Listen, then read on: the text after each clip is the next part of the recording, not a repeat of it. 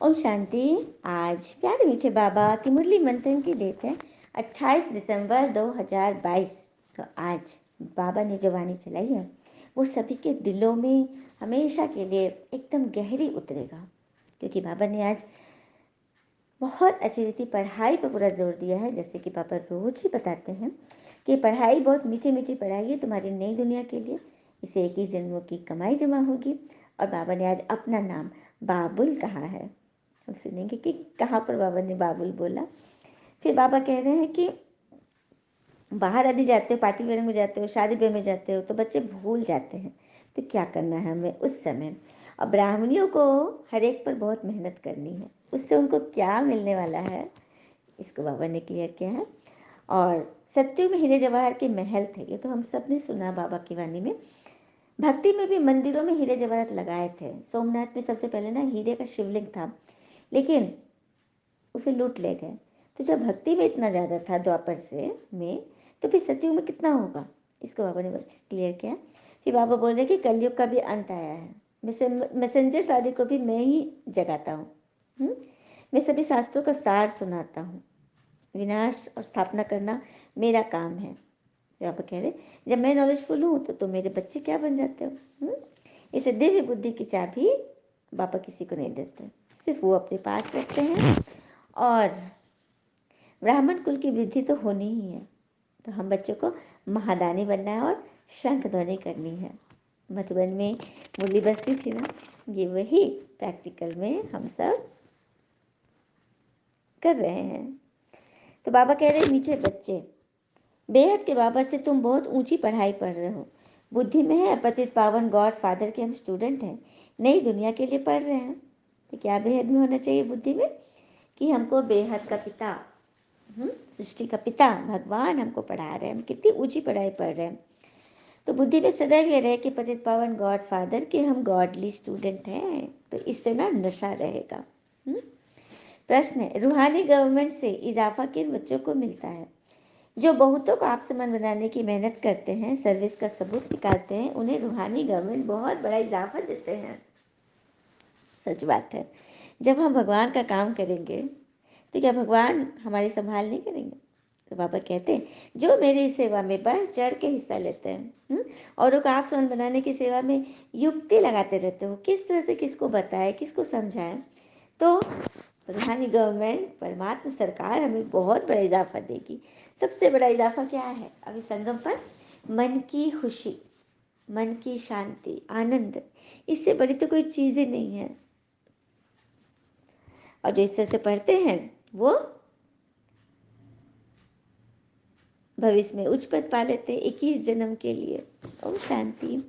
बाबा कहते हैं मेरे बच्चे मेरे द्वारा यह मीठी मीठी पढ़ाई पढ़ रहे हैं। किनके द्वारा पढ़ाई पढ़ रहे हैं? तो भगवान के द्वारा उनके बच्चे मीठी मीठी पढ़ाई पढ़ रहे हैं। और ये पढ़ाई तो नई दुनिया के लिए है, जो कोई और तो दे ना सके। नई दुनिया स्वर्ग कौन बना सकता है सिवाय बाबा के। और जो जितना पढ़ेंगे अच्छी रीति उतना प्रारब्ध पाएंगे, किस जन्मों के लिए जमा करेंगे, जमा कर लेंगे। यह बेहद की ऊंची पढ़ाई है, बाकी तो सब पाई पैसे की पढ़ाई है। अभी लौकिक में जो पढ़ाई पढ़ रहे हैं पाई पैसे बाबा इसलिए बोलते हैं क्योंकि वो सिर्फ इसी जन्म की है। और हम पढ़ रहे हैं मेडिकल पर, इंजीनियरिंग बन रहे हैं, बैरिस्टर बन रहे हैं, तो ये कोई श्योरिटी नहीं है कि हम सफल इंजीनियर डॉक्टर बैरिस्टर बनेंगे। कोई श्योरिटी नहीं है क्या? और अगर बने भी तो इसी एक जन्म के लिए बने ना, 21 जन्म के लिए बन गए। इस जन्म बैरिस्टर की पढ़ाई पढ़े तो क्या 21 जन्म के लिए बन गए? ऐसा है क्या?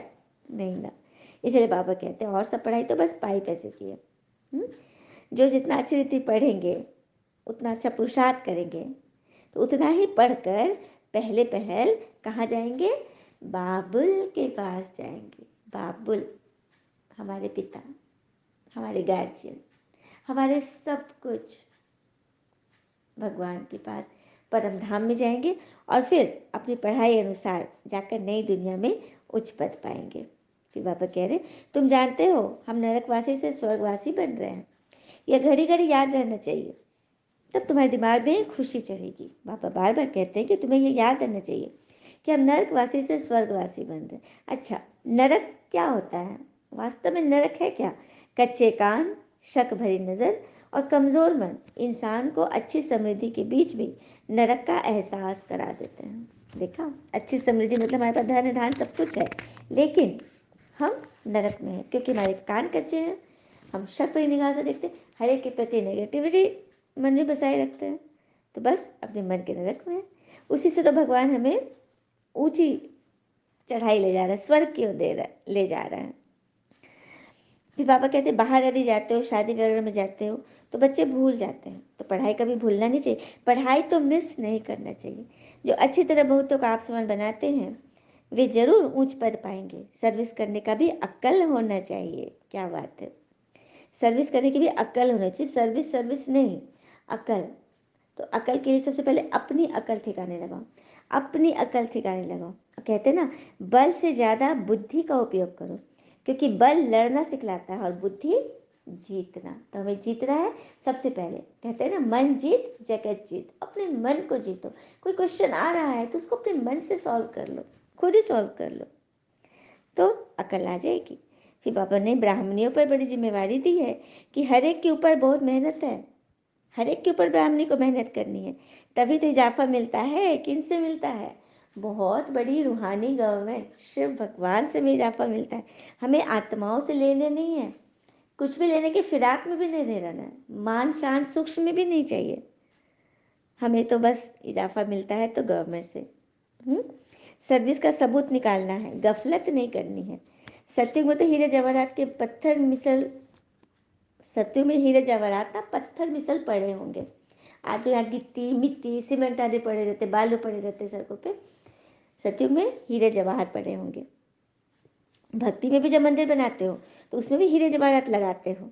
जब भक्ति में हीरे जवाहरात लगाते हो द्वापर में, तो सत्युग में क्या नहीं होगा?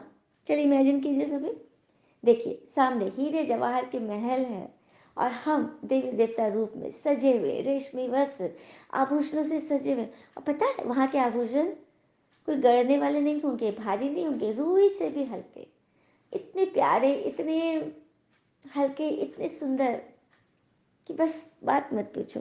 तो वैसी दुनिया के लिए भगवान हमको पढ़ा रहे हैं। यहाँ यहाँ अभी कलयुग में भर साहूकार लोग लक्ष्मी नारायण का मंदिर, राधे कृष्ण का मंदिर बनाते, तो मूर्तियों को सोने जेवर पहनाते हैं, पहनाते हैं ना, लेकिन उसके लिए कितना मंदिर में ताला लगा के रखते हैं।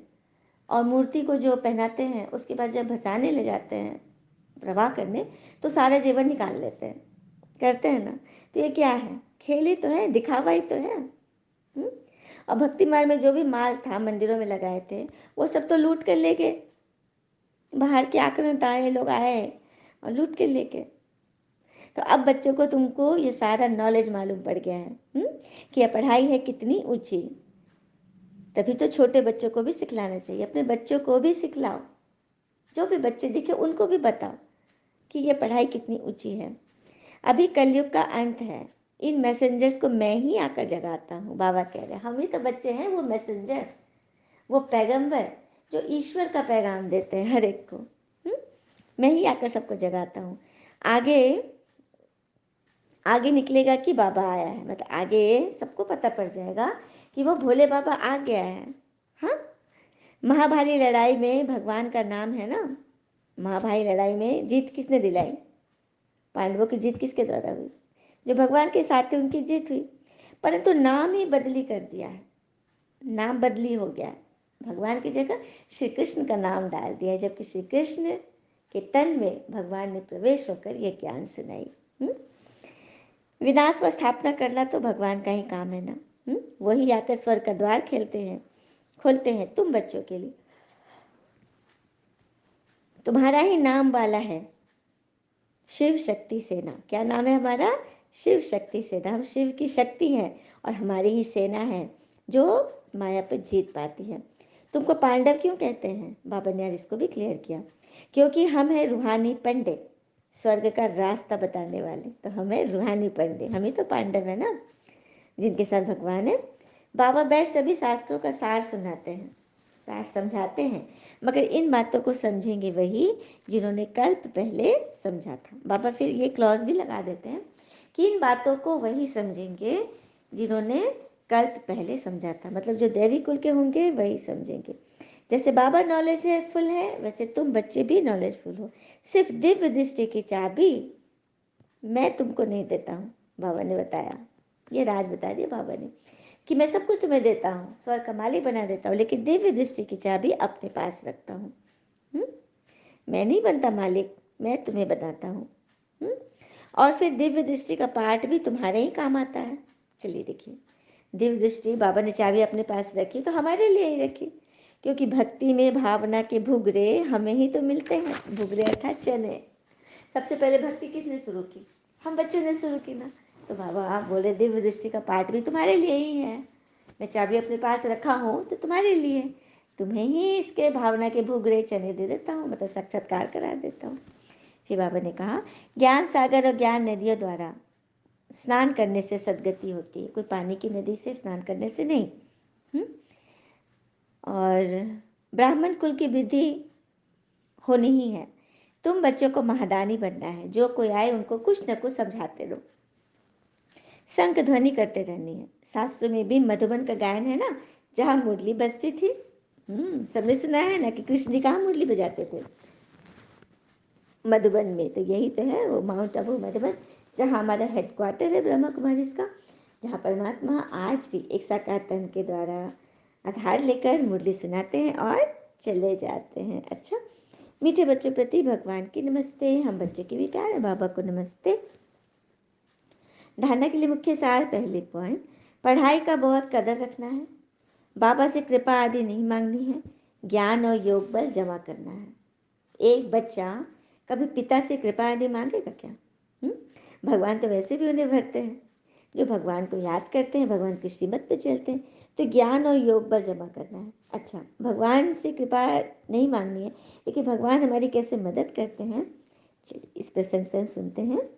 एक बार की बात, एक वृद्ध महिला एक सब्जी की दुकान पर जाती है। उनके पास सब्जी खरीदने के लिए पैसे नहीं होते हैं। वो दुकानदार से प्रार्थना करती है कि उसे सब्जी उधार दे दो, वो कल पैसे दे देगी, पर तो दुकानदार नहीं मानता है। उसके बार बार आग्रह करने पर दुकानदार खींच कर कहता है, तुम्हारे पास कुछ तो ऐसा होगा जिसकी कोई कीमत है, तो उसे तराजू पर रख दो, उसके वजन के बराबर मैं तुम्हें सब्जी दे दूंगा।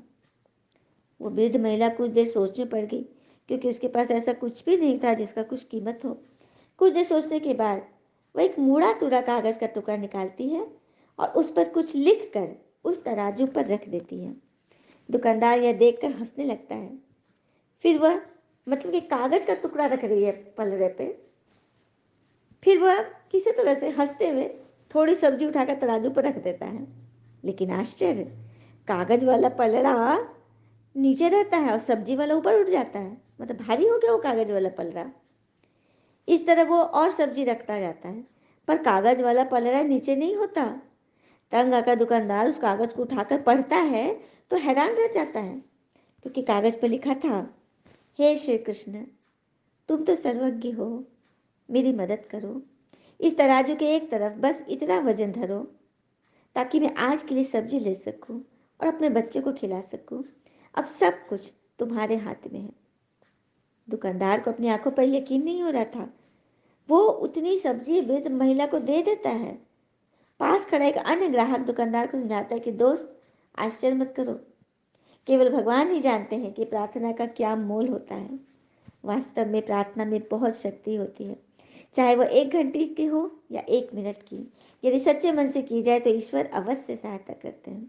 अक्सर लोगों के पास ये बहाना होता है कि हमारे पास वक्त नहीं है, मगर सच तो यह है कि ईश्वर को याद करने का कोई समय नहीं होता। क्या बात है, ये लिखा, भगवान की इस मुरली पढ़ने का क्या कोई समय है? कभी भी हम मुरली सुबह सुन लें, उसको याद कर लें और सारा दिन इस मुरली, इस श्रीमत को गुनगुनाते रहें। यही तो है ईश्वर की याद, जो हमें बाबा ने बोला ना, तुम्हें रूहानी गवर्नमेंट से बहुत बड़ा इजाफा मिल जाता है। और याद करने से, भगवान को याद करने से मन के विकार दूर होते हैं, एक सकारात्मक ऊर्जा का संचार होता है, जीवन के कठिनाइयों का सामना करने का बल मिलता है। जरूरी नहीं कि कुछ मांगने के लिए भगवान को याद किया जाए, उनको धन्यवाद करने के लिए, उनको उनको प्यार करने के लिए भी उनको तो याद कर सकते हैं ना। इससे हमारे अंदर का अहम नष्ट होता है और एक कहीं अधिक समय व्यक्तित्व का निर्माण होता है। समर्थ व्यक्ति का निर्माण होता है। तो बाबा को याद करते समय मन को ईर्ष्या, द्वेष, क्रोध, घृणा जैसे विकारों से मुक्त रखना है। और मुक्त रखने की ये चाबी, ये मुरली है जो भगवान। अच्छा, श्रीमत किसको मिलती है? श्रेष्ठ बच्चों को ही श्रीमत मिलती है। तो समझ ले, हम सब श्रेष्ठाचारी बनने वाले हैं, तो हमें ये श्रीमत मिली है। दूसरी पॉइंट है धारणा की, रहम दिल बनना है, मुख से कभी कड़वे बोल नहीं बोलने हैं, सदा मीठा बोलना है, आप समान बनाने की सेवा जरूर करनी है। वरदान, विकार रूपी सांपों को गले की माला बना देने वाले सच्चे तपस्वी भव। विकार रूपी सांप को गले की माला बना देने वाले सच्चे तपस्वी बनते हैं। कैसे? ये 5 विकार लोगों के लिए जहरीले सांप हैं, लेकिन आप योगी तपस्वी आत्माओं के लिए ये आपके गले की माला है, शोभा है। इसीलिए आप ब्राह्मणों के और ब्रह्मा बाप के अशरीर तपस्वी शंकर रूप का यादगार है ना। आप बच्चों का ही तो शंकर रूप का यादगार। सांप आपके लिए खुशी में नाचते हैं कि स्टेज बन जाते हैं, ये अधीनता की निशानी दिखाई है। हाँ, सांप आपके अधीन हो जाता है, मतलब आप विजयी बन जाते हो, ये है आपकी जीत की निशानी। इनको कहते हैं सच्चे तपस्वी। तो बनना है ना सबको। कोई तपस्वी बनने के लिए घर बार नहीं छोड़ना, अपने विकारों पर जो जीत पा लेते हैं वही है सच्चा तप। स्लोगन, पुराने संसार व संस्कारों से मरना ही जीते जी मरना है। तो जीते जी मरना किस आधार पर है? जब हम पुराने स्वभाव संस्कार व पुराने आसुरी संसार से उपराम हो जाएंगे। इसकी कोई बात हमें हमारा पीछा नहीं कर सकती। कोई किसी ने कुछ बोला तो हम उसको अपने मन चित्त पर नहीं रखेंगे, क्योंकि हमारे मन में भगवान बसते हैं, हमारा मन ईश्वर का घर है। अच्छा, ओम शांति। शुक्ला मीठे बाबा वो बाबा के प्यारे प्यारे बच्चे, ऑल इज वेल ऑलवेज। ओम शांति।